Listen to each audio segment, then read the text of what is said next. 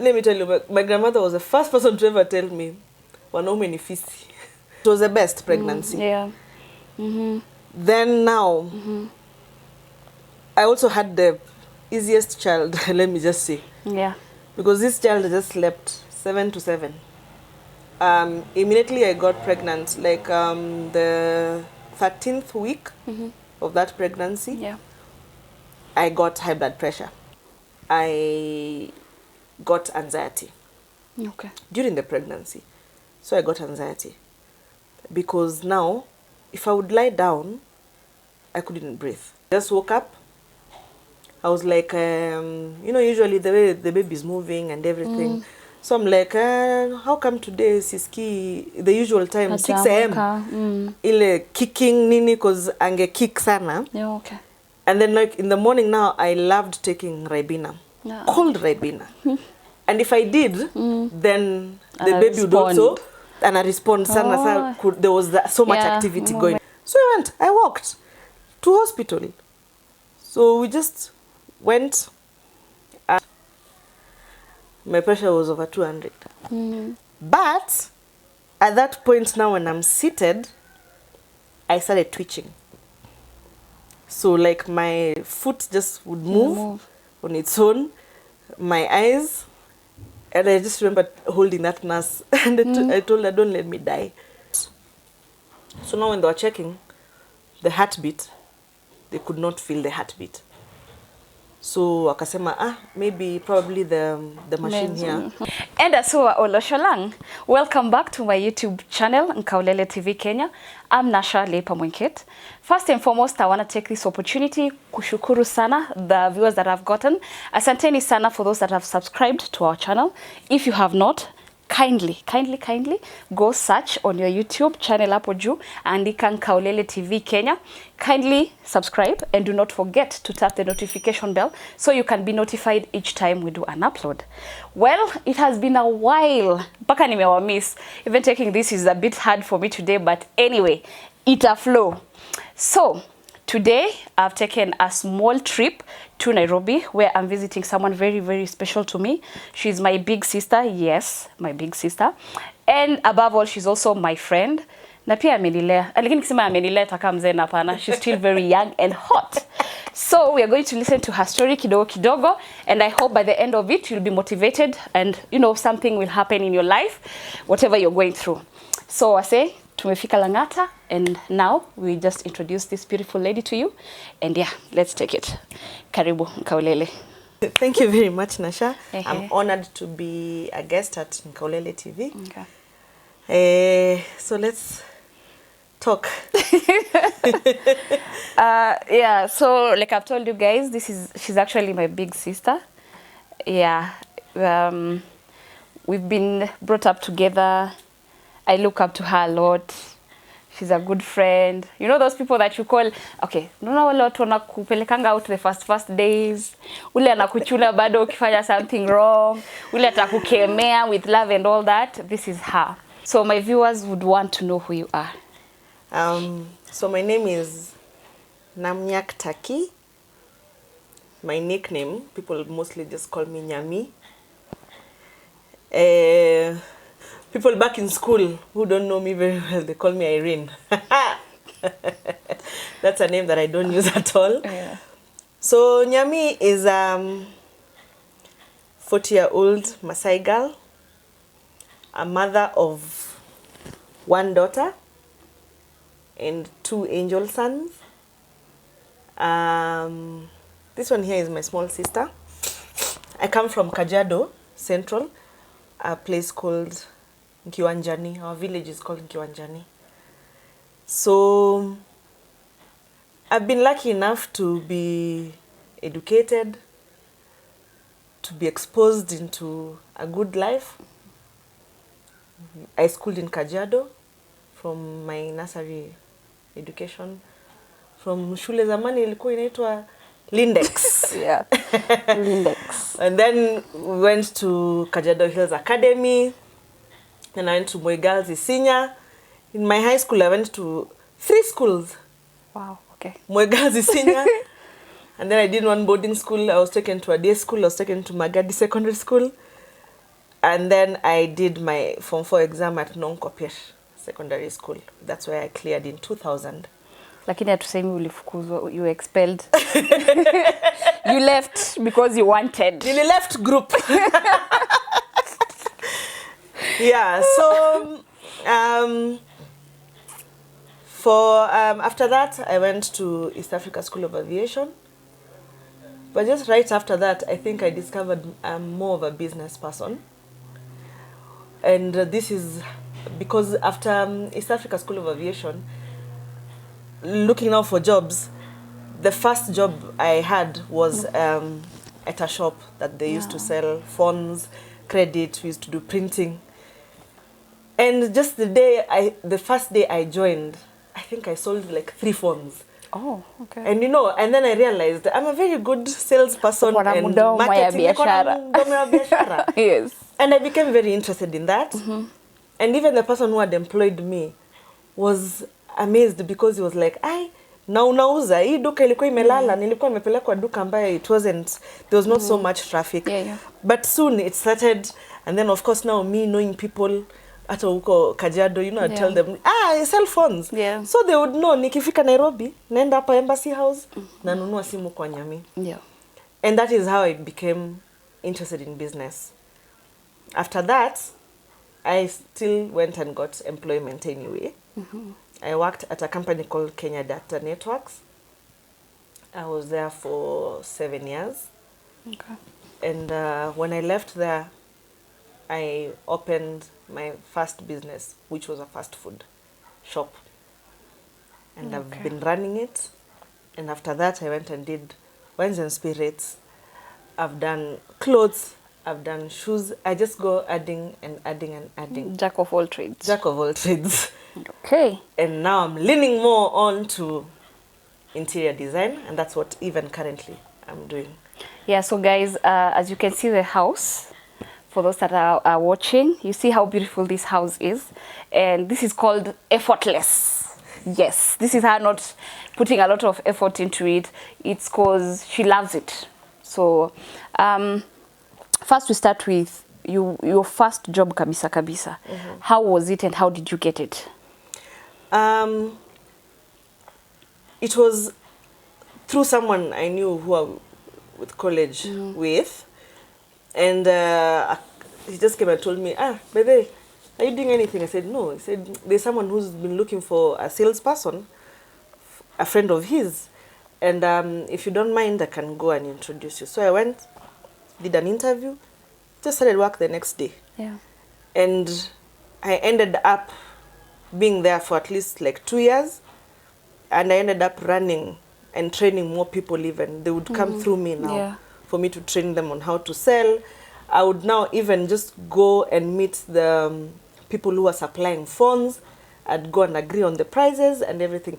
He gave me so much trust and space to grow in that, so that even I could believe in myself that I can do this, I can run a shop on my own, And that is how we started. It was such a small job. I was getting paid 8,000 shillings. You can imagine. Na sasa kuna mtu ataki 8,000. 8,000 shillings, yes. And I was being paid that. And I said, you know what? This is a good start for me. Yes. Yeah.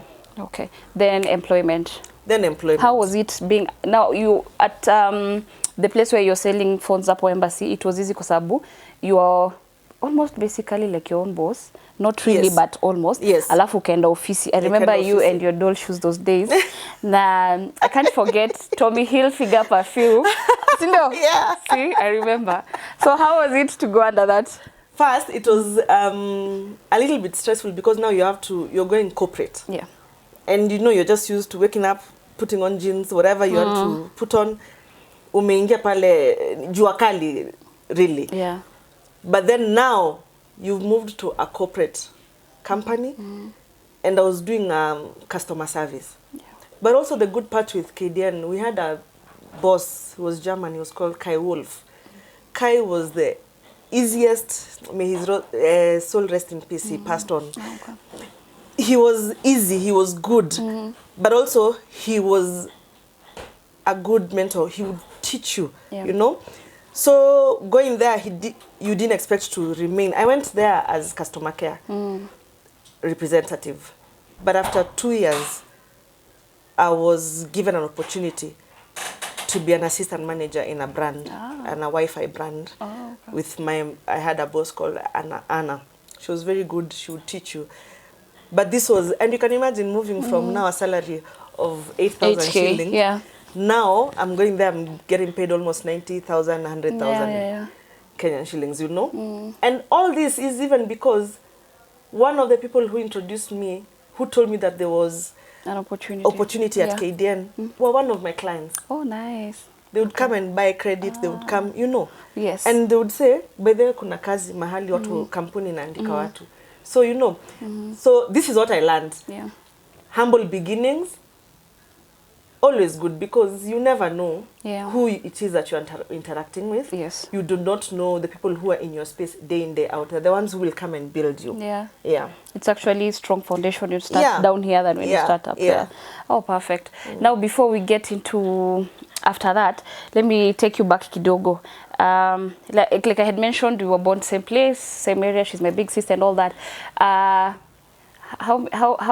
do you put it na Kiswahili ama na Kizungu? Wewe ni mtoto wa ngapi?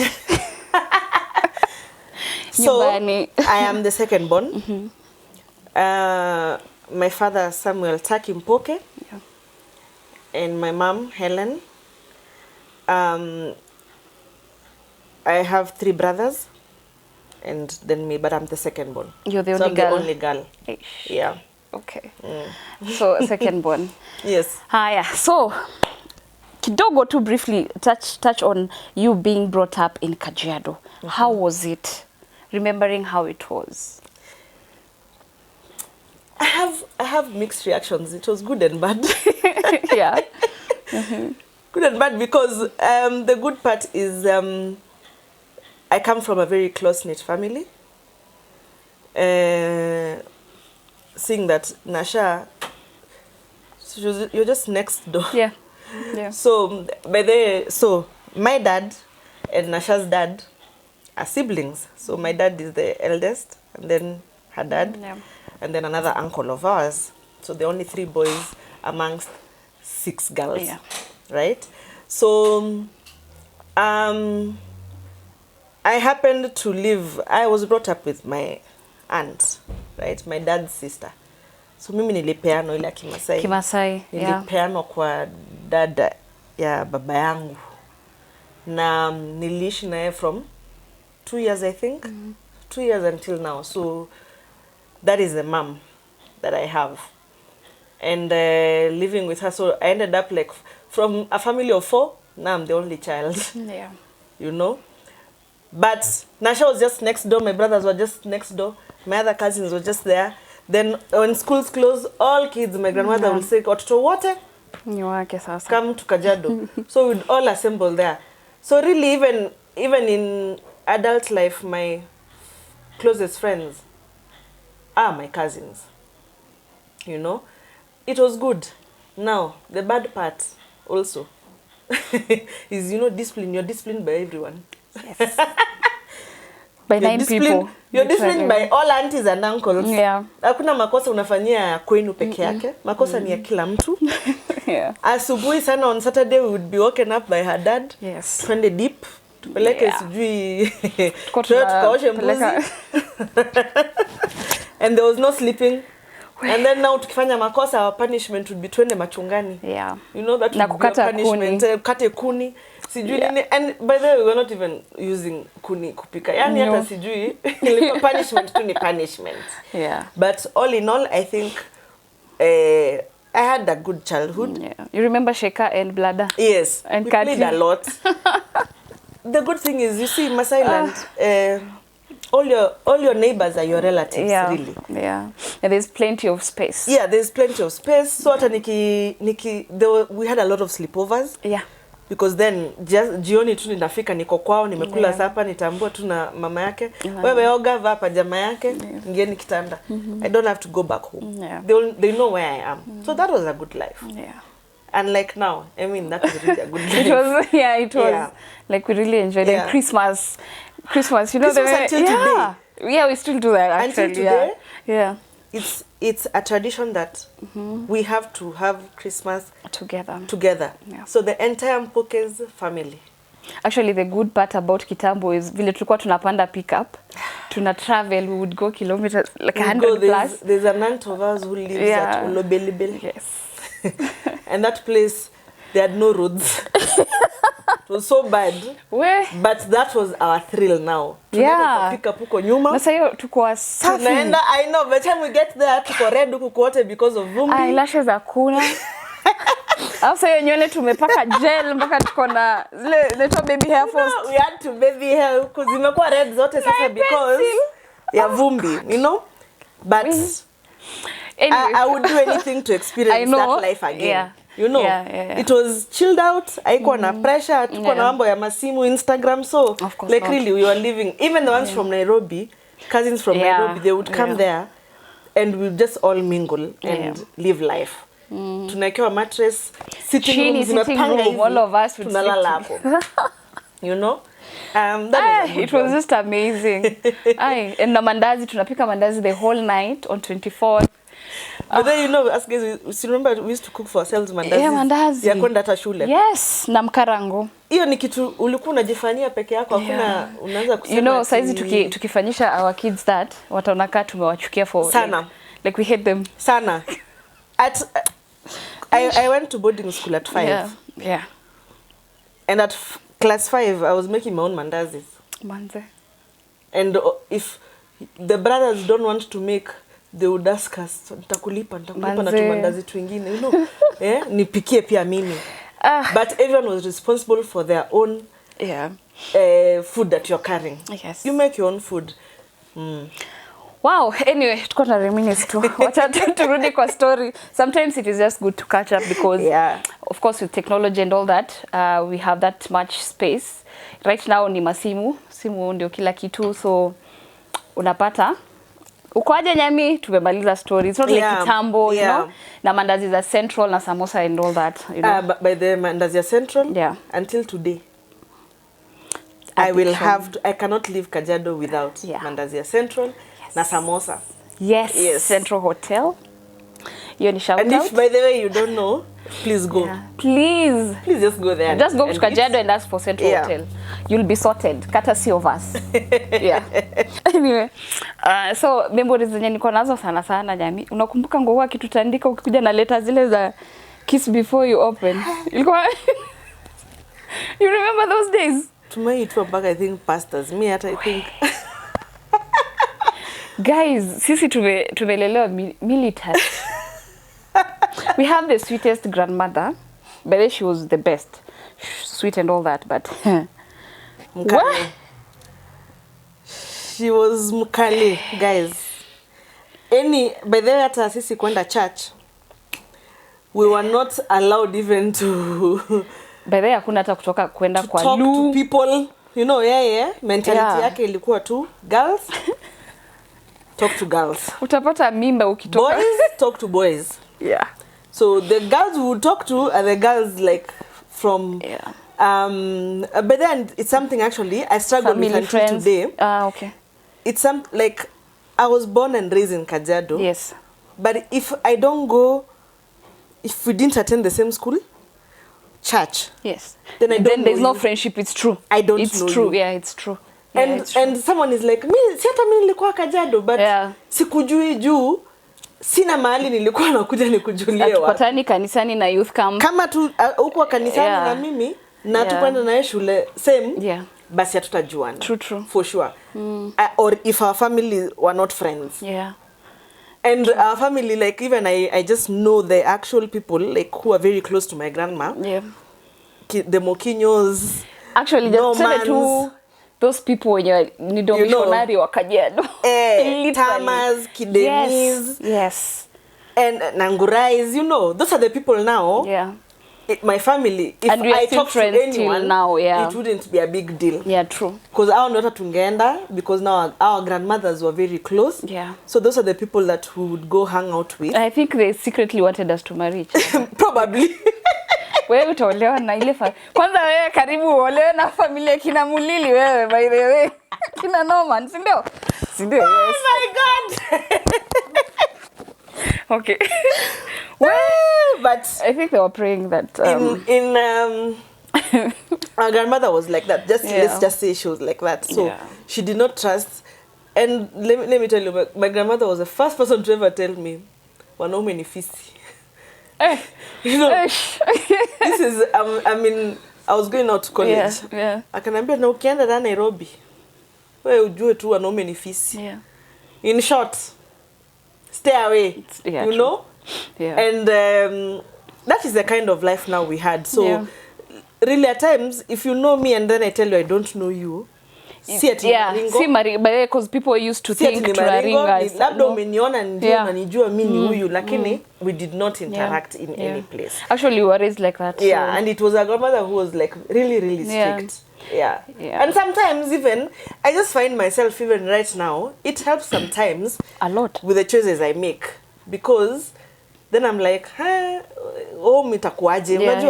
Because I at the end of it all, it's just going to trickle down to family. And actually, at times things you just changed after Ngogo now left. Yeah. When she rested is when...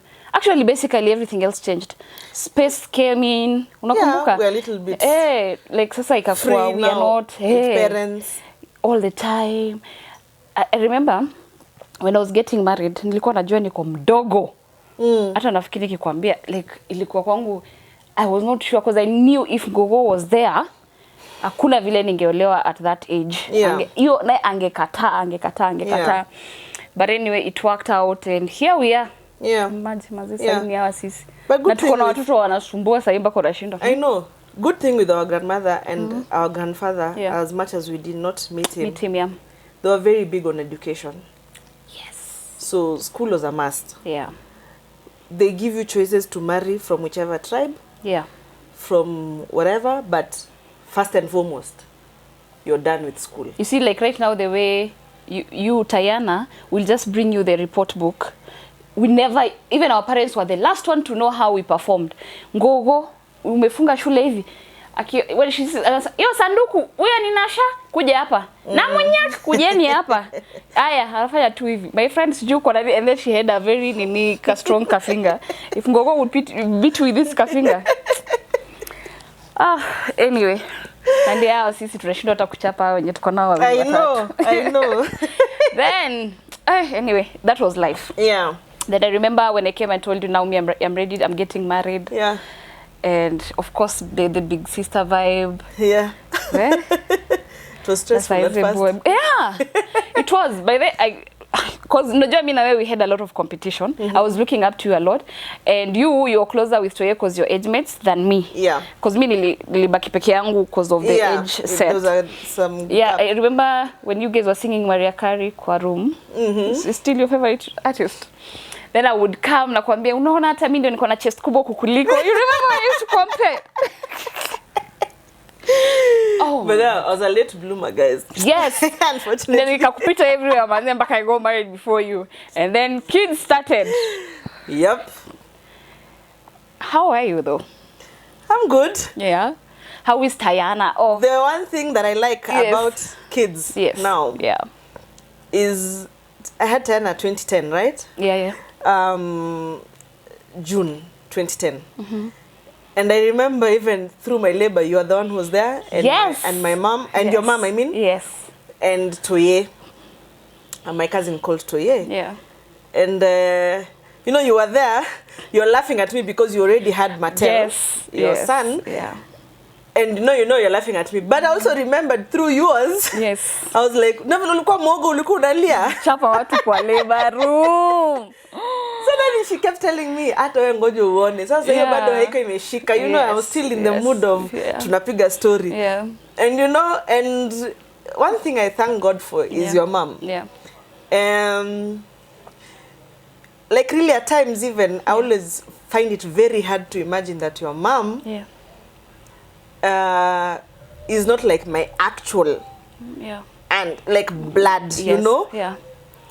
I always feel like it's the other way. Yes. Like Endo's sister and maybe my dad, because like even from when nikiwa mdogo, she would always be there somehow. She would always be there. Yeah. In school, nikileta shida, she's there.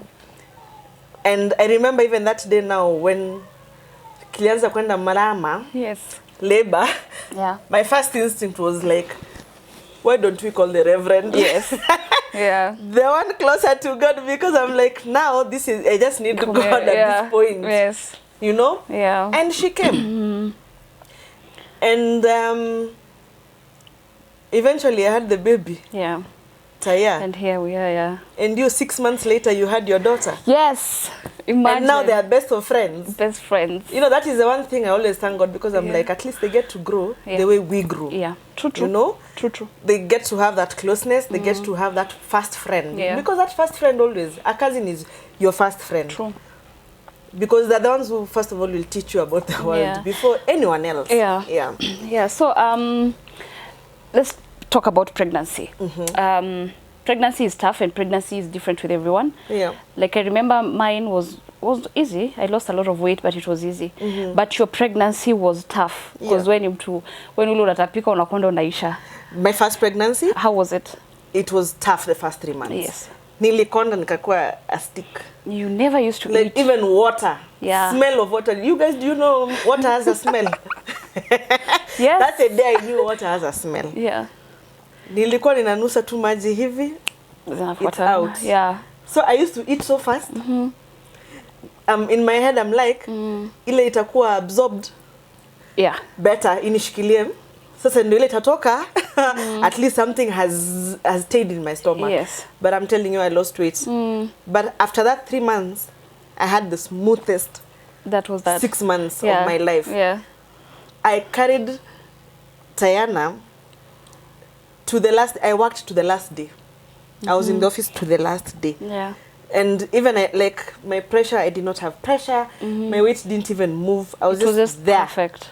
And now I was eating anything. I was very active actually. I used to walk to and fro from work, because I lived in South B then. Yeah. And then our company was just up a building Airtel. where Airtel Yeah. is. Yeah. Parkside Towers. So I would just walk. And it was the best pregnancy. Yeah. Then now, I also had the easiest child, let me just say. Yeah. Because this child just slept 7 to 7. No pressure. Ako ofisi. But then when I tell people I do not know what colic is, they don't believe me. Yes. I don't know what colic is. I don't know how staying at through all the night feels. I do not know that. I just basically had The best. the It was best. easy, And yeah. until now, she's still that easy child. Yeah. Yeah. It was an easy one. Yeah. Yeah. The first one was an easy one. And I think that is when now usually you get lied to that you need to get more. Yes. Now I got more. Okay. But years later, because this was 2010. Yeah. So my next pregnancy was 2018. 20. So it was like a gap of where? Yeah. 2010, 2018. Yeah. It was like Okay. 8 years. Uh-huh. Yeah. So that was my next pregnancy. Yes. And that was the beginning of my troubles. Okay. Like really. Yes. Because now, immediately I got pregnant, like the 13th week of that pregnancy, Yeah. I got high blood pressure. Okay. So I was put on medication. By the 20th week, you know, I would just notice I'm swollen. Yeah. My face is swollen, my body is swollen. But I'm not eating because also I was vomiting. A lot. From the day I knew I was pregnant, I didn't have that till 3 months, the first trimester. To the second trimester, it spilled on, yes. Okay. So it was really, really bad. My pressure was bad. And at this point now, this daktari was telling me, now I was told I have preeclampsia. Okay. So preeclampsia is a condition where your pressure is bad, right? And And it's during pregnancy only. during right? pregnancy Yeah. only. Okay. And usually it might start from the 13th week. Ah, okay. Yeah. Now, the problem with that is now you just have to know how to manage it Okay. and see Medication how wise. far you can go with it. Yeah. But it is, it's high risk because now even I was like put on bed rest. Okay. And I was on medication also, right? So in it, I was taking almost like 4 or 5 tablets a day. Per day. Per day. Okay. Okay. And the fact that already you know that you have high blood pressure, you're carrying a child, you know, it is not calming at all. Your mind, yeah. It does not all calm over. you. Yeah, true. But you're supposed to be calm. Otherwise pressure. So at times, like I used to tell the doctor, now you're telling me I'm at high risk, so you think I will not worry? Yeah. You know, obviously I'll worry, you know. Yeah. So he's like, no, you need to learn how to calm down. Yes. And I'm like, okay, then let me learn how to calm down. So this pregnancy just went on and on. It was just hectic. Let me tell you, it was hectic. I was swollen. Every time I would go to hospital, I was like 5 kgs plus. But it's water. It is just because ungenidunga hivi. Inakaa hapo. Yeah. Okay. And you know, now clothes don't fit you, shoes don't fit you. You're tired. You can't walk a lot. You try walking. You're just tired because you know you're just panting now and everything. And my doctor was telling me, all I'm just trying to do is to push you until at least 28 weeks. Okay. I'm trying to push you at least where now, if you're to have a baby, see premature sana. Yeah, Unajua? at least amekula kula kiasi. At least I may grow and stuff like that, you know. Yes. So yeah, so we tried to push. We tried to go further and further and further, but every time, even after every other week, I would really feel that burden on me. It was really bad. And at that point now, I got anxiety. Okay. During the pregnancy. So I got anxiety. Because now, if I would lie down, I couldn't breathe. Yeah. Okay. So I was struggling with breathing. And anytime it would get to 6 p.m. Inaanza. Now I start panicking because it is night time. Yes. So you know it's not, I cannot lie down. Yeah. So a lot of my weeks were spent sitting at night. Wow. Because then I have to be straight. Yeah. Because when I go lie down, sasa ninaona ni kama I can't breathe, then I get the panic attacks. Yes. Wow. So that it becomes worse. So then I would wake up my husband and be like, "Haya, mi siwezi pumua." You know? Yeah. And we would try and find positions, try and find. So I ended up buying a lot of pillows. I would put kwa bed to prop them. Yeah. Do at least nikae your position. And then I would tell the doctor, it's becoming even too hard for me. Yeah. So akajua the problem. So I was also put now on medication for anxiety. To help you at least to calm me so that at night I sleep. So anyway, nilingangana nayo.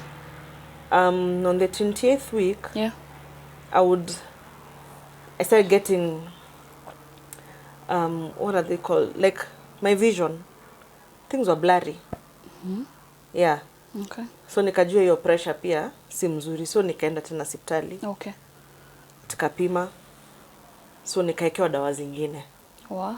Yeah. Okay. Then I got okay, like it became better. So I could see, but I'm still on bed rest. Yes. So then one morning I just woke up.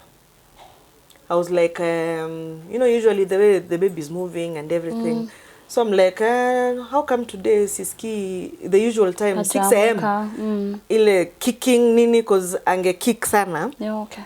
And then like in the morning now I loved taking Ribena. Yeah. Cold Ribena. And if I did, then the And baby would also respond sana. There was so much activity going on. Yes. So I was like, sijasikia, but anyway, nika assume too maybe something. Yeah. So then I said, but at this point I'm not feeling sick, remember. I'm not even puking at that point. That day, I didn't even puke. Okay. So I just woke up, I'm like, siski activity. So I was like, ebocha nikunywe Ribena, nione, I see what's up. So I went, I came, I sat in the sitting room, I took Ribena, nothing. So I told my husband, I'm not feeling any movement. It's weird. Yeah. Akasema, you feeling bad? Nikamwambia, no. In fact, today is one of those days I've actually woken up feeling okay. Yeah. Nikamwambia, just for the sake of everything, twende tu hospitali, we go get at least see the baby. Yeah, just a bit of checkup. Yeah, just know everything is fine, then I can come back. Tukasema sawa. So I went, I walked to hospital. So we just went a big hospital here in Nairobi. We just got in ile pande emergency. I walked in myself. By that time I'd call my doctor. So my doctor told me, wewe ndo uko, I'll call people. You'll find me there. Okay. So when I walked in, nikaenda tu hapo kwa hiyo whatever the emergency desk. Yeah. I just said, so immediately they were checking my pressure. Yeah. My friend, my pressure was over 200. We? Na umetembea tu peke na yako? nimetembea na siumwi na kichwa na ninaona vizuri.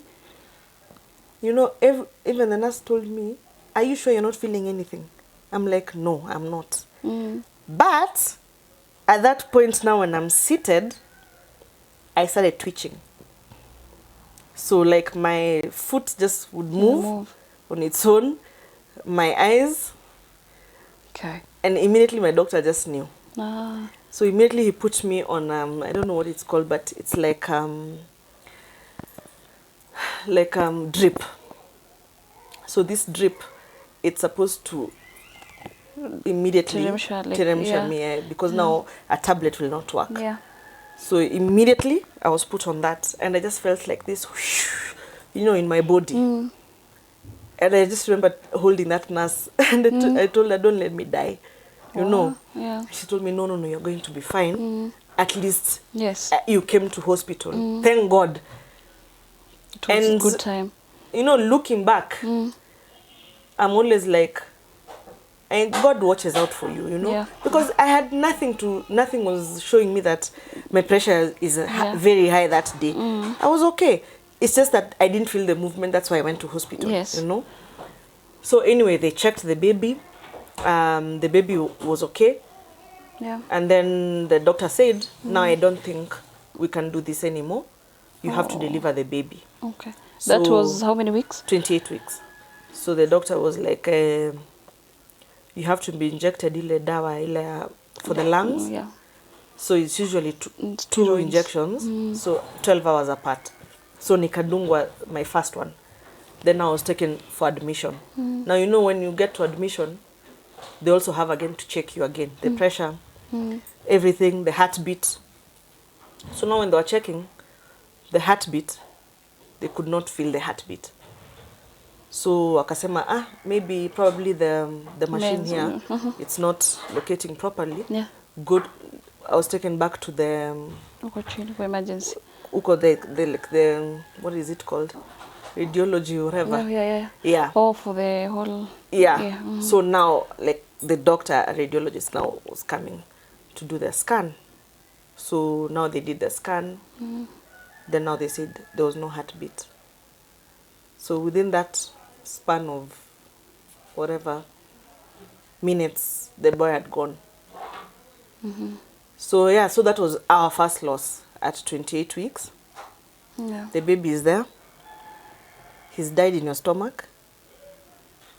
I have high blood pressure. You have anxiety. They can't take me to theater immediately. I can't push the baby immediately until my labor is stabilized. Oh. Yeah, you have to stabilize your labor, your pressure first. Yes. Because then again, you're putting me at risk. Going, like, you can't. Push yeah, you can't. So usually first they have to stabilize you. Yeah. So now, you've been told the baby is gone. Your pressure is supposed to stabilize. How? You can't, of course. You're stressed. You're all over, yeah. You're stressed. At that point also, my anxiety now was just kicking. It was now off the roof, you know? So you guess what? I ended up staying with that baby for 4 days. Kwa sasa, wewe uko huko. Nambaka pressure yangu iende chini. I ended up staying in hospital, still pregnant with the baby, but the baby is not there. 4 extra days. 4 extra days. And now they have to give you antibiotics yeah. also because of this baby. Yeah. Then now my doctor told me, he's an old doctor, akaniambia hapana. I don't want you to go through CS because I don't want you to have a wound Something and you don't have a child. You know? So I'd prefer you do it the normal way. So that is how I ended up again now being induced for labor that is not there, you know. So I was induced. Took me, that day you guys came also, came, right? yeah, we came, yeah. Took again another like 6-7 hours. Of labor. Then now I delivered my the baby. Yeah. He was a handsome little boy. And yeah, so I mean the hospital came, they had what were counseling and everything. Yeah. I was put through therapy just within the hospital. Yeah. And now they had to move me from maternity because now I couldn't stay where the other women are and their kids. They have babies, you know. So now I was moved to another ward. But I only stayed there, I think, for 2 nights. Then now I was discharged. Yeah. Yeah. So now you have to go home. You have to be given medication for for milk. Oh, yeah. To dry up, you know. You have to go through the entire process again. You have to go through bleeding. There's no child, you know. So it was a hard time. I just went back to Kajiado, I remember. Yeah, I remember. I just went back home. And my dad, my aunties, uncles, you know, they were like, sasa tukuchinjie tu kwanza, you need to recover, you need to, you know, to get your space, your mind in the right space again. Yes. But that was beginning of me and anxiety, a little depression here and there, and just fear now, you know. Yeah. It was a difficult time. It was a difficult time because even for my daughter, she was waiting for this brother, you know. Yeah. Everyone in the estate is saying, you know, we saw your mom, she's having a baby. Where's the baby? You know. And I remember even my daughter telling me, Mom, we have to move out of this place because I cannot keep answering the same questions, yeah. Same questions, saying the baby has gone to heaven, you know. And yeah, so it was coming from someone who didn't have pressure. And then now suddenly now there was that high blood pressure. Yeah. It was just weird. And let me tell you, after that again, after losing the baby, my pressure went back to normal. That was that? That was that. Okay. I wasn't on medication. Only that now the doctor told me that the next time I plan to get pregnant, I need to walk with him. From day one? From day one. Yes. So I continuously, like in between even, I need to keep checking that my pressure is not there. And that because now I'm at risk of preeclampsia, then the next pregnancy also should be really like with a doctor. Just from day one. Check medication if it's nini to you know, to make it not happen. Yes. Yeah. Okay, you've spoken about how your daughter took it. How did your husband take it? You know, the first days he was not okay. And then now he just went into work, you know. Yeah. And that is how they usually, I don't know, men usually feel like they need to be very active doing something else to forget this other thing. Yeah. And he would go to work. But once in a while, you know, you would see there's that. Yeah. You would be reminded of something. And then you'd see that loneliness again, that sadness that this happened. Which was a little bit sad because for us, for women, we know how to express ourselves. You know me, when I went back home, I cried, you know. I went there and I would cry day in, day out. And, you know, they would talk to me, they would say this and that, you know, prayers. I had that support system. I had friends I would call. I had you guys, my relatives, you know, I would call and say, hi, apana, you know. for that man, you know, we're strong, unajua. Boys. Hii maneno inakuaga tu hivyo. But you don't really have that person to talk to. And sometimes I wish men would talk. They would talk. And even if you don't want to talk to your friends, look for even a therapist. A stranger. Even just pay for it then. Yeah. That therapy, you know. It is important because so obviously there's a way you feel. Yeah. There's that heart that is there. So you need to talk to someone. Yeah. Yeah. And you, how did you take depression? How long did you heal from this? From the depression? For the first loss. For the first loss, I would say maybe the first year. Because that was 2018 November. So it took me like a whole lot of... But then I realized when I was around people, I forget. Yeah. Until you come and you're Until alone. now I come into my own space. And that is when you would remember. Oh my God. Or when you're in a place where you again have to talk about it. Yeah. You know, you're just minding your own business and then you meet someone, they're like, oh my God, I'm so sorry. Comes back. It comes back again. Yeah. Then you realize, oh Lord, truly the boy is gone. Yeah. And I remember me telling myself, I really don't want to go into a place where I have to be dependent on medication. Because the medications were quite strong. Even like I already saw the hard parts of being on medication, you know, the hallucination. Oh, you went through all that? Yeah. Okay. I went through all that because now you're taking this, and actually, like, immediately, like, when I lost now the baby, I was put even on more. Yeah. Okay. On more medication now because it was so bad. So sometimes you feel like you're just a zombie. Just there, you don't have energy to do anything. You're just there. But then at times it hits you. You know? But also now the side effects are those, there's that hallucination. There's that maybe probably depending on it now. Yeah. Like you have to not take being able to sleep. You don't believe you can sleep without them. And you're sleepy, but you don't feel like you can sleep without that medication. Unaona tu, I have to take it. There was also that part I would feel like if I'm going somewhere, I'm like, no, this is not a place that I'm used to. I'm not familiar with it. Yeah. So at times I would even tell my friends, if you feel like I'm very clean with you, it's your kobaya. Yeah. It's just that you are my safe space. You know? Yeah. If there's a house like if I would go like to Kajiado, like home, I know that house. I'm safe there. Yeah. If say we were stuck somewhere or we've traveled, like we've gone to a hotel, I wouldn't sleep. You have to take either medication. Yeah, then that I have to take medication for it. Wow. Because I feel like this is not my space. Yeah. These are not. So I would really not even want to meet people I don't know. Yeah. Because then I don't know them. True.